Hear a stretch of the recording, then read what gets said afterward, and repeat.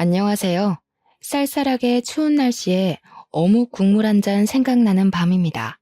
새해가 오면 다들 무엇이 제일 먼저 생각나시나요? 저는 가족의 품이 가장 먼저 생각이 난답니다. 지금은 60대 중반을 넘겨 후반을 향해 달려가고 있는 산전수전 다 겪은 할머니지만 아직도 화가 날 일이 남아있다는 사실이 참 믿기가 어렵네요. 이제는 웬만한 감정에 오르락내리락 하지 않는 초월적 상태라고 생각했는데 몇 해 전 저와 남편에게 아주 기가 막힌 일이 있었습니다. 제 입으로 말하기 창피하고 얼굴에 침 뱉는 것 같아서 친구들에게는 말도 못한 일이네요. 어디서든지 제 사연이 퍼져서 이 일을 당사자들이 부끄러워하고 진심으로 반성하길 바라보면서 한자 한자 억눌린 글을 써보겠습니다. 저에게는 남들처럼 아들 하나 딸 하나 그리고 제 배 아파 낳은 딸은 아니지만 누구보다 소중한 막내딸이 하나 더 있습니다. 말씀드렸다시피 제 배로 낳지 않은 딸은 바로 저의 시조카인데요. 평생을 제가 키웠습니다. 우리 남편에게는 나이 차가 얼마 나지 않는 남동생이 하나 있었습니다. 저희가 결혼하고 다음 해에 바로 시동생이 결혼식을 올렸으나 저희가 애를 둘 낳고 초등학생이 될 때까지 키우는 동안 시동생네는 아이가 생기지 않아 힘들어 했었습니다. 그래도 장남인 남편이 아들을 낳았고 2년 뒤에 딸도 하나 낳아서 시부모님께서 시동생네에게는 아이를 닥달하진 않으셨었죠.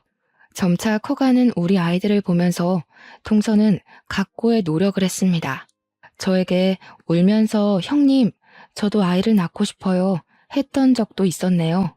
다시 생각해도 참 가슴 아픕니다.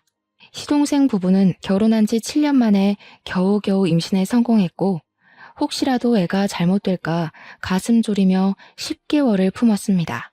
그리고 아이를 낳은 지 겨우 100일이 지났을 무렵 음주운전 차량과 사고가 크게 나는 바람에 시동생과 동서는 그만 세상을 떠나고 말았습니다. 저와 남편이 얼마나 장례식장에서 울었는지 모르겠어요. 허망하게 아기만 남겨두고 떠나는 그들이 눈이나 제대로 감았을까 싶었습니다. 하나뿐인 조카이기도 하고 시댁에서는 막둥이 아기를 고아원에 차마 맡길 수 없었던 터라 저에게 눈물로 읍소했습니다. 친자식과 다를 거 알지만 부탁할 사람이 저밖에 없다며 제가 품어주기를 바라셨습니다. 시부모님은 이미 노쇠하신 몸이었고 아이 키운 지도 오래됐다며 저에게 염치불고하고 부탁한다고 하셨어요. 시동생 부부가 얼마나 각고의 노력 끝에 얻은 아이인지 저도 옆에서 지켜보았기에 차마 거절할 수 없었습니다. 그 갓난아이가 혼자 고아원에서 어찌 자랄 수 있겠습니까? 핏줄이 뻔히 살아있는데 사람의 도리로서도 절대 그렇게 보내면 안 되는 거죠. 그래서 저는 제가 품기로 했습니다. 시부모님은 저에게 시동생 부부의 보험금을 주겠다고 했습니다. 더군다나 상대방의 음주운전 과실로 인한 사고였기 때문에 합의금까지도 저에게 주시겠다고 했습니다. 당시에는 음주운전 처벌이 지금처럼 강하지 않았던 시기였기에 애매한 집행유예보다는 합의금이라도 든든하게 챙기는 게 낫다는 이야기까지 있었죠. 이것저것 계산을 해보니 조카의 몫으로 떨어지는 보험금이며 합의금이 어마어마하긴 하더라고요. 물론 돈 때문에 아이를 맡겠다고 한 것은 아니었지만 상황이 조금 그랬습니다. 하필이면 IMF가 지나간 자리에 타격이 컸고 남편의 사업이 몇 년째 매우 힘든 상태였었습니다. 우리 아이들 먹일 반찬을 준비하는 게 여의치 않을 정도로 힘든 살림을 꾸리고 있었기 때문에 저는 더더욱 그 돈이 필요하기도 했어요. 세간 살림 벅찬 와중에 남편도 저에게 은근히 모든 걸 다 받고 아이도 받아주기를 원했고요. 집안에는 빨간 딱지가 덕지덕지 붙어 있는데 그 돈만 있으면 빚도 갚고 남편 공장도 다시 한번 살려볼 수 있겠더라고요. 그 당시에 우리 아들하고 딸이 10살, 8살이었습니다. 처음에는 막내가 갓난아기니까 너무나도 신기해하고 좋아하고 예뻐해주고 그러더라고요. 물론 클 대로 큰 아이들이었기에 막내가 조카라는 걸 인지는 하고 있었지만 앞으로 함께 살 막내 동생이다 하니 잘 받아들여줬어요. 하지만 나이 차이가 워낙 있고 점점 커갈수록 삐걱거림이 심해지기 시작했습니다. 평생 화목할 것 같았던 우리 집에 아이들의 사춘기가 찾아오면서부터 금이 생기기 시작했어요. 아들이 16살, 딸이 14살이 되었을 때 막내의 나이는 고작 7살이었습니다. 그때 우리 애들은 사춘기로 열병을 심하게 앓을 때였고 우리 막내는 아무것도 모르고 아들과 딸에게 들러붙어 놀아달라고 떼를 썼어요. 예민했던 자식들은 막내를 무시하거나 방문을 쾅 닫고 들어가기도 하고 울고불고 떼쓰면서 놀아달라는 막내에게 넌 내 동생 아니야 이런 소리까지 서슴없이 했습니다. 아들은 나쁜 친구들과 어울려 다니며 담배 냄새를 풍겼고 딸은 그 나이에 벌써 화장을 하고 다니며 바깥을 싸돌아다녔어요. 저는 자식들을 엄청 혼냈지만 그때마다 아이들은 자기들의 잘못은 하나도 모르고 뭐 틀린 말 한 것도 아니지 않냐며 저에게 대들었습니다. 남매 둘이 어찌나 똘똘 뭉쳐서 어린 막내를 괴롭히던지 마음으로 품은 자식이라지만 막내도 내 새끼처럼 생각하며 키웠는데 첫째와 둘째가 그러니 너무나도 속상하더라고요. 아무리 혼내봐야 말을 듣지도 않고 제 속만 답답하고 열불이 터지기 일보 직전이었죠. 막내에게만 못되게 구는 게 아니라 저와 남편에게까지 못되게 굴다 못해 학교에서도 맨날 문제만 일으켰거든요.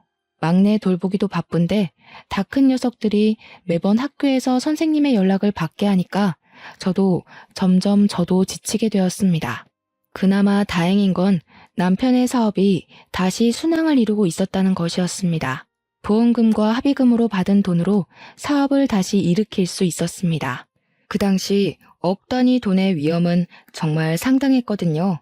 공장이 다시 굴러가기 시작하면서 남편은 중국 쪽에 있던 모든 자본을 동남아로 돌리기 시작했습니다. 그때만 해도 동남아의 인력은 거의 무시당하는 쪽이었는데 우리 남편은 동남아의 인건비가 저렴하다는 걸 일찌감치 깨닫고 사업을 우회한 거죠. 몇 년 뒤 중국 공장의 자본금이 올라가면서 인건비도 오르고 중국 정부에서 외국 그룹이 본인들의 공장을 점령한 걸 막은 적이 있었습니다.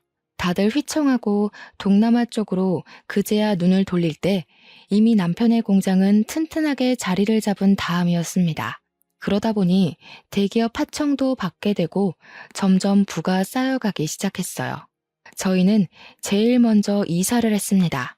아이들이 크기도 했고 둘째 딸과 막내가 같은 방을 쓰는 게 불편해 보였거든요. 각자에게 방을 줄 수 있는 큰 평수의 방이 필요하다고 생각해서 남편과 상의 끝에 꽤 학군이 좋은 동네로 큰 평수의 집을 찾아 이사를 하게 되었습니다. 남편과 저는 그런 부를 쌓을 수 있었던 것이 모두 막내의 덕분이라고 생각하면서 살았습니다. 우리 자식으로 호적까지 전부 정리를 해둔 상태였고 우리가 키운 거나 마찬가지였지만 그래도 친부모의 존재는 또 다른 거잖아요. 언젠가 때가 되면 우리 자식이 아니라는 말을 상처받지 않게 잘 돌려서 이야기를 해줄 생각이었어요. 원한다면 막내딸이 아니라 조카라고 불러주겠다고 마음까지 먹었죠. 그게 막내가 진심으로 친부모를 인지할 나이가 되면 다 그렇게 해줘야 하는 게 진리라고 생각을 했습니다. 늘 막내에게 감사한 마음이 있었고 오로지 막내를 위한 저희의 진심이었던 거죠. 그런데 우리 아들, 딸들은 어찌나 철이 없던지 자꾸 막내한테 넌 우리 가족이 아니라고 더부살이라고 이야기를 하더라고요. 고작 8살밖에 안 된 아이가 뭘 알겠습니까? 더부살이가 뭐냐고 저한테 물어보는데 저는 머리가 멍해지는 느낌이었어요. 그런 소리는 어디서 들었니? 하니까 언니랑 오빠가 말해줬대요. 자기는 더부살이라고 그랬다고. 그날 처음으로 저는 다 큰 자식들에게 매를 들었습니다. 어디 그런 소리를 막내에게 할 수 있냐고. 지금 우리가 이렇게 먹고 사는 게 다 막내 덕분인 걸 몰라서 하는 소리냐고. 가족으로 품고 이미 너희의 동생으로 호적까지 다 정리되어 있는데 어떻게 그런 철없는 소리를 할 수 있냐고 엄청나게 혼을 냈습니다. 막내가 다 커서 인지하고 상처받지 않을 나이가 되면 다 말해주려고 했는데 이런 식으로 초를 치기 있냐면서 제가 가슴을 퍽퍽 치며 이야기했어요. 막내에게 상처 주는 말을 뱉으면 너네도 쫓아내버릴 거라고 그런 말은 입에도 담지 말라고 했죠. 자식들은 그럼에도 불구하고 제 말을 이해하지 못한 건지 못하는 척 하는 건지 친동생이 아닌 거는 사실이지 않냐고 대들더군요. 무려 고등학생, 중학생이나 된 것들이 고작 초등학교 1학년 아기한테 그런 소리를 뱉다니. 철이 없어도 너무 없는 것 아니겠습니까? 제발 입 다물고 중간만 해라. 더 많은 걸 바라지도 않는다고 했죠. 그렇게 어영부영 시간이 흐르고 흘러 첫째 아들은 대학 입시에 2번이나 실패를 하고 삼수는 못하겠다면서 21살이 되자마자 군대에 가버렸습니다. 19살이던 딸은 학교를 하도 안 나가는 바람에 진도도 못 쫓아가겠고 공부하는 인연이 없는 것 같다며 다른 걸 찾아보고 싶다고 했어요. 저는 딸의 미래를 위해 응원을 해주려고 했는데 이 계집애가 글쎄 다짜고짜 학교에 자퇴서를 내고 온 겁니다. 제 도장이랑 남편 도장까지 훔쳐서 자퇴서를 제출하고는 미용을 하고 싶다며 미용실에 취직을 했어요. 미용실도 미용실 나름이지 고등학교 중퇴자를 데려다가 제대로 월급이나 주겠습니까? 최저시급이라는 것도 없이 한 달에 돈 몇 푼 만지면서 하루 종일 샴푸하고 머리카락 쓸고 담고 있더라고요. 미용도 제대로 배울 마음이 없는 것 같았습니다. 하는 꼬락서니를 보면 알 수 있잖아요. 애가 정말 열정이 있어서 하는 건지 아니면 임시 방편으로 그냥 취직을 한 건지. 제가 미용 학원을 보내주겠다 했더니 배우는 걸 꼭 해야겠냐면서 설렁설렁 미용실로 출근을 하더라고요. 월급 받으면 그 돈으로 술 처먹고 클럽 가고 하면서 돈 다 날리고요. 12살이던 막내는 정말 제 배로 낳은 자식들과 다르게 자기 방 정리도 잘하고 알아서 학교도 잘 다니고 공부도 잘하는 그런 아이가 되었어요. 시동생 부부의 심성이 참 곱고 착했는데 그래서 그런지 막내가 딱 그런 성격으로 자라주었습니다. 하늘에 있는 시동생 부부에게 얼마나 고마웠는지 몰라요. 솔직히 그 부분을 많이 걱정했거든요. 아이가 엇나가거나 하면 제가 무슨 자격으로 이 아이에게 잔소리를 하고 훈육을 할 수 있을까 하는 그런 생각이요. 막내가 생각했을 때 자신의 처지가 불운하다고 느끼면 어떡하지? 혹은 친부모도 아니면서 왜 간섭이야 하고 생각할까 두려웠죠.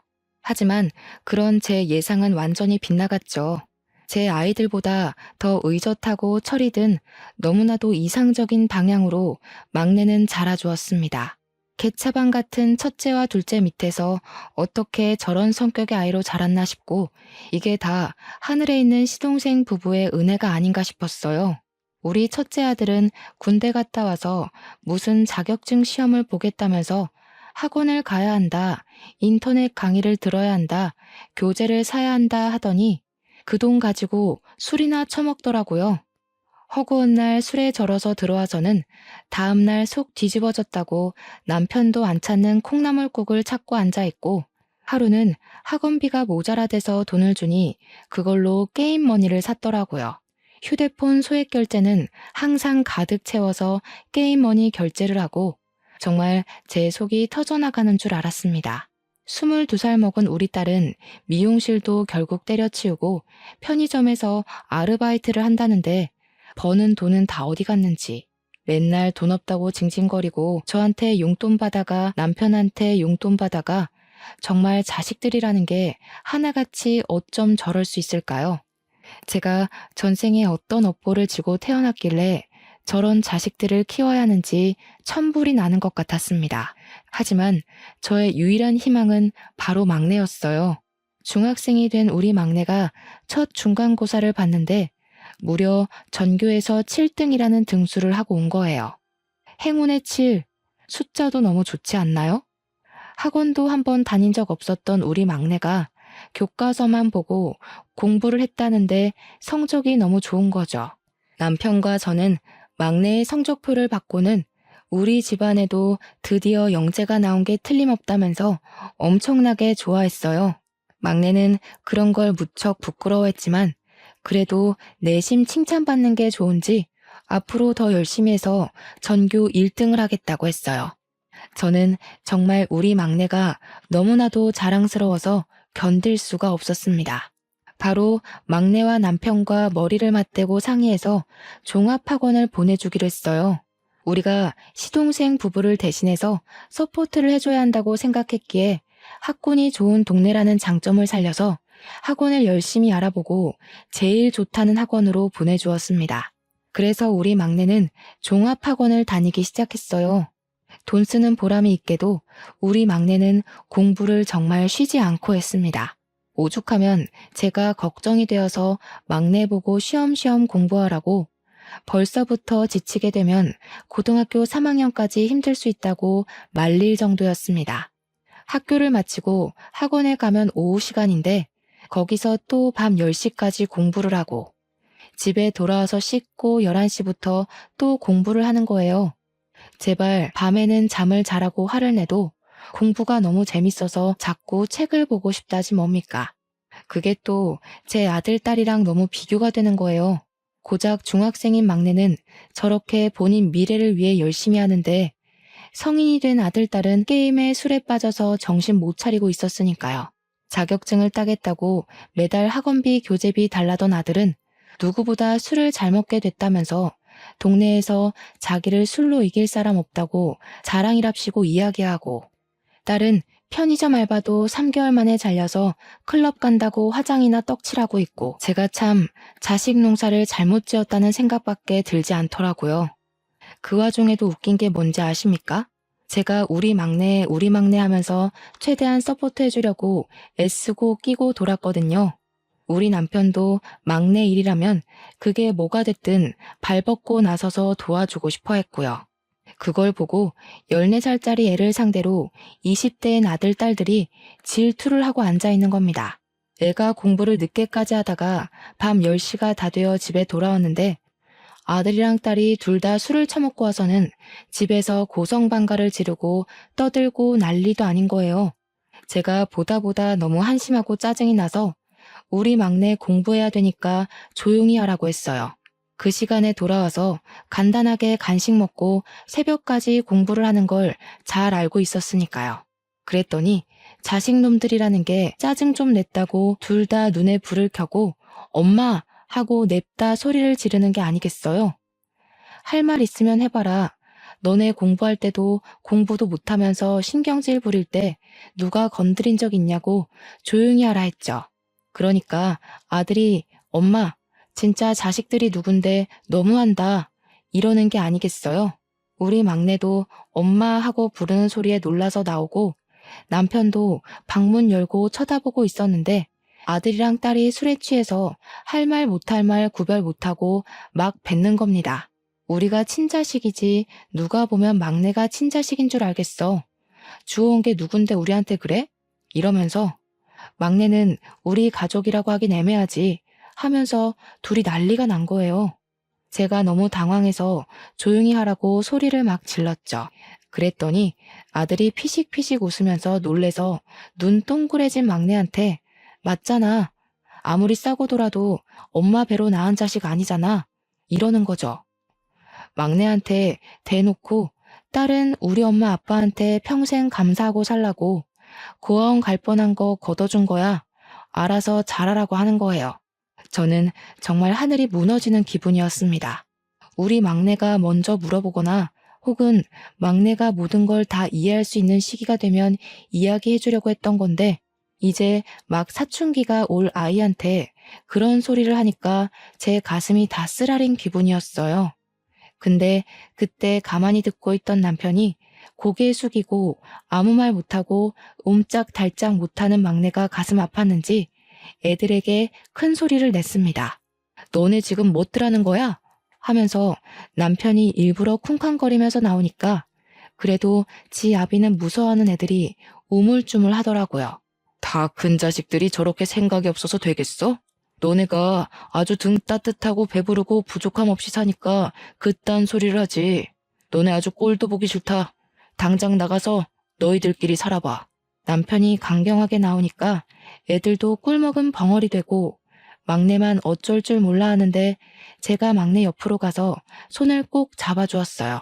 제가 막내 편을 들듯이 행동하니까 딸이 또 선을 넘더라고요. 어떻게 친자식을 내쫓을 생각을 할 수 있냐면서 저랑 남편이 늙으면 누가 돌볼 것 같냐고 검은 머리 짐승은 키우는 거 아니라잖아 하면서 이야기하는데 도대체 편의점 알바 3개월도 못 채우고 잘린 주제에 누가 누구를 돌본다는 말입니까? 제가 진짜 어이가 없어서 헛웃음을 픽 하고 흘렸어요. 제 딸이지만 정말 말도 얄밉게 하고 우리 막내 가슴을 후벼 파지 못해서 안달난 사람처럼 굴더라고요. 그러더니 아들이 그러더라고요. 막내를 가리키면서 어차피 막내는 친자식 아니라서 유산 상속도 못 받는 거 아니냐고요. 상속도 못 받을 건데 제가 잘 된다고 저랑 남편을 책임지고 살겠냐고 친자식부터 챙기라고 그 말하는데 남편 얼굴이 정말 새빨갛게 달아올랐어요. 화가 머리 끝까지 났다는 표식이었습니다. 그래, 너네 이제 성인이니까 너네도 스스로 벌어서 스스로 살아라. 언제까지 우리가 너네 책임지고 데리고 살 수는 없지 않겠냐. 우리 집이 지금까지 먹고 살 수 있었던 기반이 되어준 것도 다 막내 덕분이다. 내가 할머니한테 다 들었어. 돈 때문에 막내 맡은 거라며. 제가 막내가 오해할까 싶어서 바로 아니라고 정정을 했어요. 돈 때문에 막내를 맡는다는 게 말이 되냐? 애 하나 키우는 게 고작 돈이면 다 되는 줄 아냐고. 얘가 얼마나 귀한 딸인 줄 아냐고 했어요. 그러니 딸이 자기는 귀한 딸이 아니라서 아무것도 안 해주냐고 하는데 도대체 제가 뭘 안 해줬다는 건지 어이가 없더라고요. 그래서 딸한테 그랬죠. 너 하고 싶다는 거 한 번도 안 시켜준 거 없다. 미용실에서 일할 때도 미용학원 다니라고 몇 번을 이야기하지 않았냐고. 그랬더니 미용은 자기가 하고 싶었던 게 아니래요. 저는 막내를 끌어안고 이야기했습니다. 시동생 부부가 얼마나 귀하게 얻은 딸인데 우리가 내칠 수 있냐고. 우리 핏줄인데 고아원에 버리는 게 말이 되냐고. 그 말을 하는데 제 눈에 정말 눈물이 차오르더라고요. 물론 막내 덕분에 시동생의 보험금 덕에 우리 집 공장이 일어선 건 부정하지 않겠다고 하지만 보이는 게 전부가 아니라고 했습니다. 막내는 모든 걸 한꺼번에 알게 된 충격에 울고 있었어요. 닭똥 같은 눈물이 뚝뚝 떨어지는데 정말 제 가슴이 찢겨나가는 기분이었습니다. 그걸 보는 남편도 똑같은 마음이었는지 자식들에게 정말 엄청나게 화를 냈습니다. 도대체 너희들이 여태 살면서 뭐 하나 똑바로 해본 게 있냐면서 아무것도 해낸 게 없는 주제에 뚫린 입이라고 짓거리면 단줄하냐고. 제가 하고 싶은 이야기들을 쏙쏙 골라서 하고 있더라고요. 그러더니 남편이 큰 결심을 내리고야 말았습니다. 너네 당장 짐 싸서 나갈 준비하라면서 고시원에서 살든 달방을 얻든 너네 힘으로 알아서 살아보라고 했어요. 그 나이 먹도록 대학도 못 가 공부를 하는 것도 아니야. 취업도 안 해. 언제까지 그렇게 할 줄 아는 거 없이 살 거냐고 바보 천치라고 했죠. 그러니 큰아들이 자기는 공장 물려받으면 되지 않냐고 하고 딸은 엄마 아빠가 유산 남겨줄 건데 뭐가 문제냐요. 저와 남편은 정말 머리를 얻어맞은 듯한 충격이 들었습니다. 아무리 화려한 학창 시절을 보냈다고 해도 저렇게 당당하게 유산 타령을 할 거라고는 생각도 못했어요. 아직 50대 초반인 부모한테 유산을 운운하다니요. 저희한테 돈을 맡겨놓은 것도 아니고 뭐 하나 자리를 잡은 것도 아니면서요. 남편이 꼴도 보기 싫다고 나가라고 하고 막내는 저에게 방에 들어가 보겠다고 하고는 방으로 들어가더라고요. 저는 이대로 보내면 안 되겠다는 생각이 들어 방으로 따라 들어갔습니다. 막내에게 진심을 다해 이야기를 했어요. 한꺼번에 많은 이야기를 들어서 충격을 받았을 거 안다고. 나중에 전부 다 이해할 수 있는 나이가 되면 이야기해 주려고 했다고. 이렇게 친부모의 존재를 알려주게 되어서 미안하다고. 사춘기로 예민할 텐데 마음 쓰일 거 다 안다고 토닥토닥 해주었죠. 그랬더니 막내가 자기가 저와 남편의 친자식이 아닌 건 이미 알고 있었대요. 아들이랑 딸이 맨날 그 이야기를 몰래 꺼냈고 어느 날부터 자기가 이 가족의 진짜 구성원이 아니구나 하는 걸 느꼈대요. 그래서 저한테 더 잘하고 싶었다고 오히려 저한테 죄송하다고 말하면서 오는데 정말 이날은 어떤 말로도 제 감정을 표현할 수 없어요. 비록 내 배로 낳은 건 아니지만 막내는 내 딸이 맞는다고 절대로 사이 틀어지지 말자고 약속까지 꼭 걸었습니다.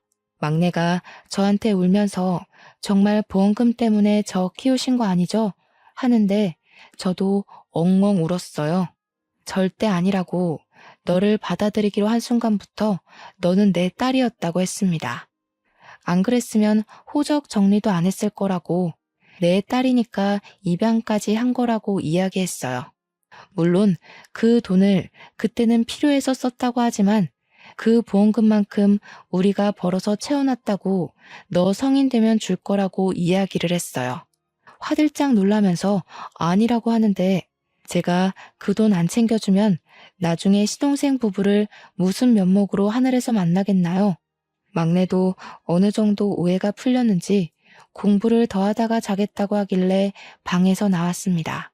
아들이랑 딸은 방으로 들어가 숨은 건지 뭔지 보이지도 않고 남편만 거실에서 씩씩거리고 있었습니다. 그래서 저는 남편에게 어떻게 할 거냐고 물으니 뭘 물어보냐고 정말 내쫓아 버릴 거라고 하더군요. 고생도 해보고 정신을 차릴 거 아니냐면서 한 달 안에 취업해서 나가라고 저한테 신신당부하라고 전하더군요. 기숙 공장에 들어가던 아니면 정말 모텔이라도 잡아서 나가던 이 집 밖으로 내쫓을 거라고요. 저는 남편 말에 솔직히 동의를 했어요.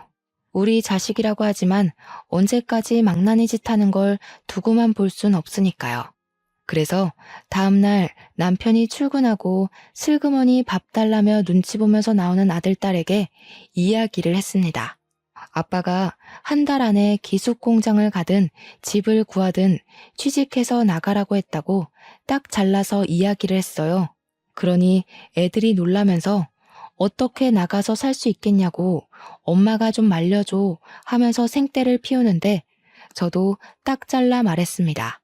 입 조심하고 행동 조심 안 한 건 너희들인데 왜 나한테 그런 걸 바라냐고요. 제가 냉정하게 이야기하니 애들도 꿀먹은 벙어리가 되더라고요.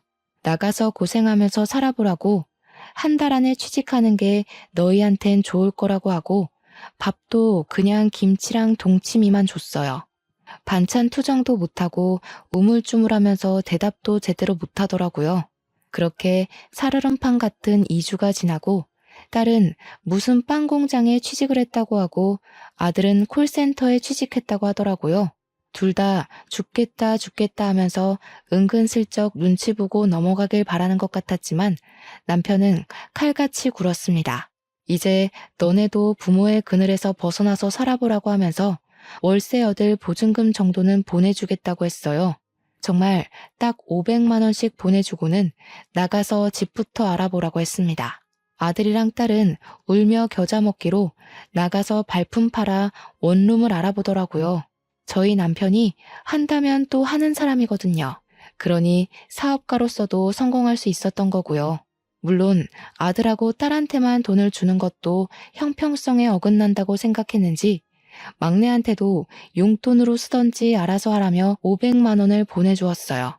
막내는 이렇게 큰 돈은 필요 없다고 했지만 나중에 대학 가서 자취하거나 등록금 내는데 보태던가 요긴하게 쓰라고 주었습니다.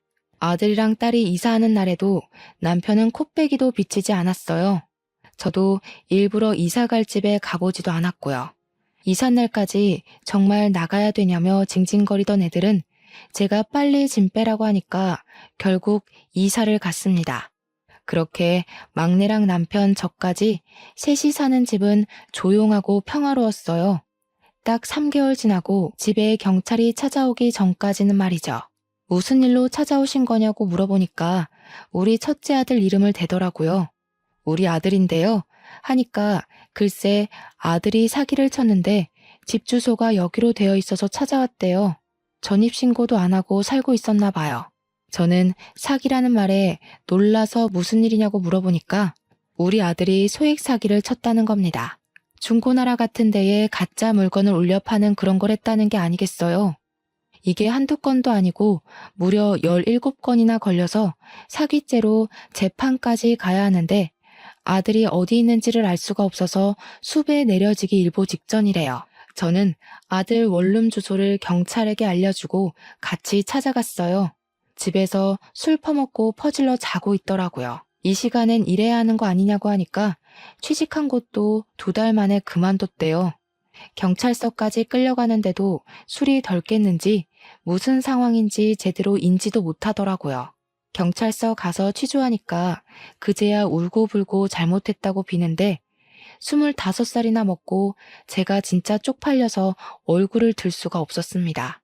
경찰 측에서도 소송 건 사람들이 합의 의사를 밝혔다고 전과자 만들기 싫으면 합의하는 게 좋을 것 같다고 하더군요. 회사를 그만두고 월세 낼 날은 다가오는데 돈은 없고 그래서 사기를 쳤다고 하더라고요. 남편이랑 저는 어쩔 수 없이 합의를 해주었습니다. 정신 똑바로 차리고 살았으면 해서 내보냈더니 더 큰 사고를 치고 올 줄 알았겠어요. 첫째 아들이 그러더라고요. 앞으로 막내한테 허튼 소리 안 하고 괴롭히지도 않을 테니까 집에 들어와 살게 해달라고요. 남편이 그건 절대로 안 된다고 못을 땅땅 박더니 남편 공장에 출근해서 일을 하라고 하더군요. 사기죄로 고소를 한번 당했던 아들은 정신 차리고 남편 공장에 취직해서 출근을 하기 시작했어요. 속절없이 시간이 더 흐르고 우리 막내가 16살이 되었는데 학원을 다닌 뒤로 성적이 더 많이 올랐어요. 전교 1, 2등을 하는 막내의 진로 상담을 위해 학부모 상담에 가게 되었는데 특목고에 보내는 게 어떻겠냐고 하시더라고요. 과학고등학교를 생각하고 있었다는 막내의 말에 저희 부부는 전적으로 지원을 해주기로 했습니다. 성적 관리도 잘 된 편이고 경시대회 수상 이력도 있어서 지원해도 좋을 것 같다는 말에 냉큼 결정을 했어요. 막내의 성적이 좋다고 하니까 남편이랑 저랑은 신나서 동네방네 자랑을 하고 다녔죠. 그런데 또 한 번 사건이 일어나게 되었습니다. 바로 빵 공장에 다니고 있던 딸에게 연락이 왔는데 할 말이 있다면서 집으로 찾아오고 싶다고 하더라고요. 무슨 일 때문에 그런가 했더니 글쎄 딸이 웬 남자랑 같이 집에 들어서는 게 아니겠어요? 딸이 온다고 해서 아들도 부르고 막내도 오래간만에 학원 쉬고 집에서 기다렸는데 딸이 배가 불러서 나타난 거죠. 딸이 당당하게 결혼하겠다고 애아빠라면서 남자를 소개해 주는데 누가 봐도 정말 사기꾼처럼 생긴 놈이었어요. 얼굴에 버터 바른 것처럼 생겨서 왜 이 사람 저 사람 다 꼬드기게 생긴 그런 사람 말이에요. 남편이랑 저는 너무 당황해서 아무 말도 못하고 딸아이 배만 바라보고 있었습니다. 오죽하면 아들이 딸한테 머리에 총 맞은 거 아니냐고 막말을 하는데도 아무 소리 못하고 있었어요. 이미 임신 6개월이라고 배를 쓰다듬는데 우리 딸 고작 25살이었단 말이죠. 혼인신고도 이미 했고 혼수만하게 돈을 보태달라고 찾아온 거였더라고요.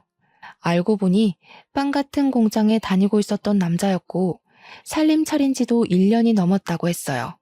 공장에 들어가서 얼마 안 되어 사귀게 되었고 바로 동거를 시작했다면서 남자 쪽에 인사는 드렸냐고 하니까 고하래요.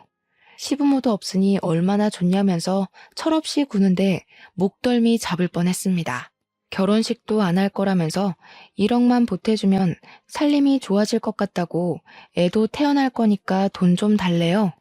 결국 남편이 딸에게 1억을 해주겠다고 했죠. 그랬더니 이번에는 아들이 거품을 물고 달려드는 게 아니겠어요? 왜 딸만 1억을 해주냐고 자기도 1억 해달라고요. 남편이 딱 잘라서 너 결혼할 때 1억 해줄 테니까 입 다물으라고 했어요. 그러니 자기도 여자친구 있다면서 결혼하겠다는데 진짜 주둥이를 확 찢어버리고 싶었네요. 시간이 더 지나고 딸은 출산을 했고 막내의 입시 준비는 점점 끝을 향해 달려가고 있었습니다. 당연하게도 우리 막내는 과학고등학교에 당당하게 합격을 했어요. 집 근처에 있는 학교라서 기숙사에 들어갈 필요도 없었고 정말 너무 행복했습니다. 저는 딸의 몸조리를 도와주면서 지냈고 시간이 흘러 막내는 3년간 좋은 성적을 유지해 국내에 있는 제일 좋은 대학에 떡하니 수시 합격을 했어요. 우리 막내가 대학생이 되었을 때 아들도 결혼을 했고 약속했던 대로 1억을 지원해 주었습니다. 그렇게 별탈 없이 몇 년이 더 흐르고 아들도 애를 하나 낳았고 딸은 이후에 하나 더 낳아서 둘을 키우며 살고 있었습니다. 막내는 대학 졸업반이 되었고요. 그때 저희 시모가 노화로 돌아가시게 되었어요. 병도 없이 무탈하게 눈을 감으셔서 남편과 저는 호상이라고 생각했죠. 당연히 자식들 모두 빈소를 지키고 있었는데 둘째 날 저녁에 막내가 저한테 슬쩍 오더니 할 말이 있다는 겁니다. 뭐냐고 물어보니 아들이랑 딸이 부조금 넣는 함에 손을 넣어서 돈 봉투를 빼는 걸 봤대요. 에이, 설마 하면서도 제 자식들이 그동안 해온 게 있으니까 제가 차마 믿지를 못하겠더라고요. 그래서 그날 밤에 남편이랑 같이 돈 봉투랑 방명록을 확인하기 시작했어요. 정말 말도 안 되게도 돈이 비더라고요. 한두 푼도 아니고 꽤 많은 봉투가 사라진 겁니다. 아들, 딸 불러다가 추궁했더니 막내가 진짜 도움이 안 된다면서 그걸 그 사이에 가서 일렀냐고 성질을 팍 부리는데 기가 막혔습니다. 아들이 당당하게 우리가 돈이 좀 없어서 썼어요. 어차피 할머니 죽은 마당에 이거 다 우리 거잖아 하는데 남편이 아들 뺨을 짝소리 나게 때렸습니다. 네가 사람이냐면서 소리를 치는데 아들은 자기가 맞은 것만 억울해하고 뭐가 잘못된 건지를 모르더라고요. 꼴도 보기 싫으니까 꺼지라고 하니까 아들이랑 딸이랑 주섬주섬 짐 챙겨서 나가더라고요. 결국 막내만 저희 부부와 같이 시모에 가시는 길 끝까지 함께 지켜보았습니다. 발인 때도 이 핑계 저 핑계 대면서 아들이랑 딸은 나타나지 않았어요. 남편은 참 많은 생각이 드는 것 같아 보였지만 저는 아무 말도 보태지 않았습니다. 자기들도 부끄러우니까 차마 못 나타난 거겠지 하면서도 어쩜 네 배로 낳은 자식들이 저 모양일까 싶었죠. 남편도 저한테 우리 그냥 아들이랑 딸 없는 셈 치고 살자고 하는데 저는 그냥 끄덕였어요. 아들은 남편 공장에서 일하고 있었지만 생산 라인 쪽이라 남편이랑 크게 부딪힐 일 없는 쪽이었거든요. 사위도 결국 빵 공장에서 돈벌이가 안 된다며 남편 공장에서 일을 하곤 있었지만 남편은 신경 안 쓰겠다고 했어요.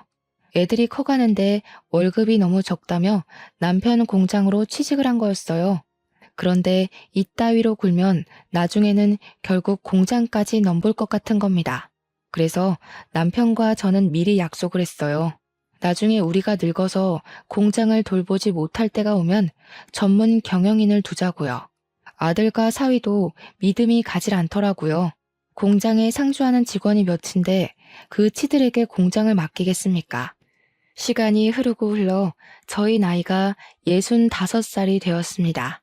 그때쯤 우리 막내가 박박 우겨서 남편과 저는 머리부터 발끝까지 건강검진을 받기로 했어요.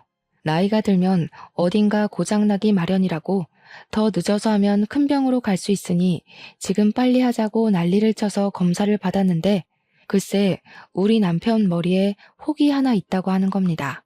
머리뼈 가운데에 있는데 위치가 좋지 않아서 조직 검사를 해보는 게 좋겠다고 했어요. 우리 부부는 너무 놀라서 말이 나오지가 않았죠. 뇌암일 수도 있다고 하는데 누가 겁을 먹지 않을 수 있겠습니까? 그래서 일단 조직 검사 결과가 나와봐야 알 수 있지만 수술 방법도 알아보고 했어요. 위치도 크기도 별로 좋진 않지만 악성이 아닐 경우에는 약만 먹어도 크기가 줄어들 거라고 했습니다. 막내가 결과가 어떠냐고 물어보길래 아들, 딸, 며느리, 사위, 손주들까지 싹 불러서 밥이나 함께 하자고 운을 뗐습니다. 북적북적하게 모인 자리에서 넌지시 이야기를 꺼냈어요. 결과가 정확하게 나오지 않았다는 말은 생략하고 머리에 암 같은 게 보인단다 하고 운을 뗐더니 아들이 놀래더군요. 근데 하는 말이 가관이었습니다. 그러면 공장은 이제 내가 물려받는 건가? 저와 남편은 아들을 바라보고 아무 말도 못하고 있었죠. 뇌암일 수도 있다는 부모 앞에서 공장 타령을 할 때입니까? 그런데 진짜 기가 막힌 일은 딸과 아들이 싸우기 시작하면서부터였습니다. 공장을 왜 오빠가 물려받아? 오빠는 생산 라인 쪽이고 우리 남편이 사무직인데 당연히 더 똑똑한 일을 하는 우리 남편이 물려받아야 공장이 돌아가지 않겠어? 저는 이게 다 무슨 소린가 싶어서 아들이랑 딸한테 제대로 이야기를 해주려고 했는데 남편이 제 손을 딱 잡고 말리더군요.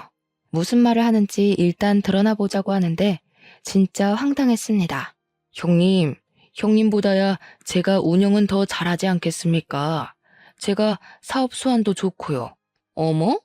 우리 남편이 장남인데 당연히 남편이 받아야죠. 어디 위아래도 없이 따지고 들어? 딸은 출가 외인인 거 몰라? 당연히 내가 맡아서 해야지.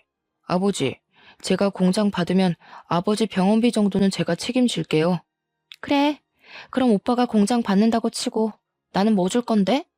우리 이러지 말고 이참에 유산 정리부터 똑바로 하는 게 어때요? 막내 너는 우리 집 핏줄 아니니까 탐낼 생각하지 말고. 그래, 맞지. 친자식도 아닌데 숟가락 얹을 건 아니지? 공장은 일단 내가 갖고 너네는 군산에 있는 땅 가져가고. 그럼 지금 어머니 아버지 사는 집은 어떻게 처리하지? 남편이 부들부들하면서 한 소리 하려고 하는 순간 막내가 벌떡 일어나서 소리를 쳤어요. 야, 이 버러지 같은 새끼들아! 이러는데 우리 막내가 30살 먹도록 저는 정말 저런 소리 하는 걸 처음 들어봤습니다. 항상 저나 남편, 아들, 딸에게 존댓말을 쓰던 막내가 욕을 하다니요. 검은 머리 짐승 운운할 때는 언제고. 누가 지금 짐승짓 하는지 잘 생각해봐. 어떻게 아버지 아프시다는데 그런 소리를 할 수 있어? 그리고 따지고 보면 그 공장 우리 친부모님 덕에 일어난 거라 지분은 내가 제일 많거든요. 받을 생각도 없지만 언니 오빠가 이런 식으로 굴면 내가 권리 주장하지. 어떻게 부모 앞에서 유산 나눌 이야기를 해. 정말 속 시원하게 다 질러주니까 우리 남편도 그제야 이야기를 하더군요. 내가 암 같은 거라고 했지 암이라고는 안 했다. 죽을 병 걸린 것도 아니고 너네가 얼마나 돈 욕심을 내는지 내 아주 잘 알았다. 막내 말대로 권리는 막내한테 있으니까 김칫국들 마시지 말고 너네 한 푼도 안 줄 거다. 막내랑 상의해서 사회에 기부를 하든지 할게야. 막내야, 가자. 아들, 딸, 사위, 며느리 할 거 없이 당황해서 하는데 막내가 짐 챙겨서 일어나자고 하더군요. 나가는 뒤통수에 대고 변명을 막 늘어놓는 애들 무시하고 막내랑 집으로 왔습니다. 못 볼 꼴 보여서 미안하다 하니 막내가 아니라고 암 아니라서 다행이라고 하더군요. 저희는 막내와 상의해서 공장을 정리하고 전문 경영인을 두기로 했어요. 원래 병이라는 게 다 스트레스로 인해 생기는 거니까요. 아들, 딸이 모르고 있지만 남편과 제 명의의 상가 건물이 2채가 있었는데 그걸 막내에게 증여하기로 했습니다. 우리 노후 자금 제외하고는 막내의 연구실이랑 부모 없이 힘들게 지내는 아픈 환우들을 위한 사업체에 기부하기로 했어요. 우리가 모든 걸 정리한 걸 알고는 몇 개월 뒤에 아들이랑 딸이 찾아와서 화도 내고 울고 불고 빌고 난리를 쳤지만 저희는 내쳤습니다. 공장에 새 경영인이 들어오고 일부 감사를 진행하면서 아들이랑 사위가 그동안 뒷돈 해먹은 게 다 걸려서 고발당하고 쫓겨났더라고요. 그 후로 3년이 지난 지금까지도 도와달라고 찾아오고 막내를 통해 연락이 오는 듯하지만 저희는 안 보고 살고 있습니다. 막내도 좋은 사람 만나서 결혼을 했고 약속대로 결혼 자금과 시동생 부부가 남겨주었던 보험금도 돌려주었습니다. 지금은 막내만 보고 살고 있습니다. 내 배로 낳은 자식은 아니지만 마음으로 키운 자식이 친자식보다 더 낫더라고요. 저희를 위해 마음을 써주는 우리 고운 막내가 앞으로도 오래오래 행복하게 살았으면 좋겠습니다.